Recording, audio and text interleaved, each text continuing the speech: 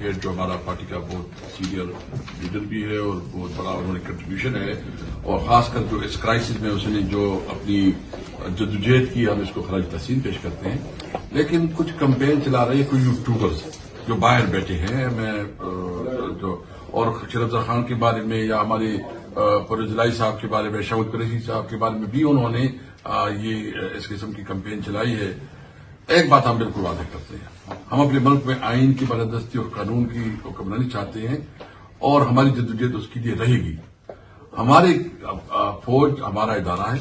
ہم نے کبھی بھی فوج کے خلاف بات نہیں کی، اور جو عمران خان کا نیریٹو ہوتا ہے ہمیشہ اس نے جو ہے نا یہ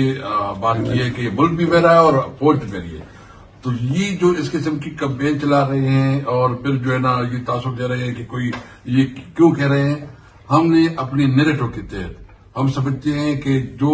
ہمارے ملک میں جس چیز کی ہم جدوجہد کر رہے ہیں وہ بالکل واضح ہے۔ نمبر 1، ہم آئین کی بالادستی چاہتے ہیں، ہم قانون کی حکمرانی چاہتے ہیں، ہم سویرین سپریمیسی چاہتے ہیں، اور ہم چاہتے ہیں کہ پارلیمنٹ جو ہے نا وہ مضبوط ہو اور ہماری عدلیہ آزاد ہو۔ اس کے لیے ہم کرتے ہیں، تو ہم اس قسم کی کمپین کی مذمت کرتے ہیں۔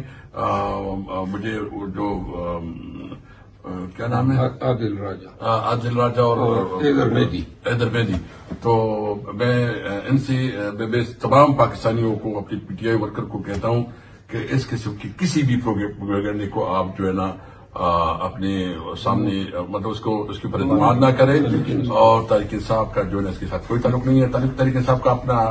اپنا ترجمان ہے، اپنا میڈیا ہے، اس کا ڈائریکٹر جو ہے نا وہ پیچھے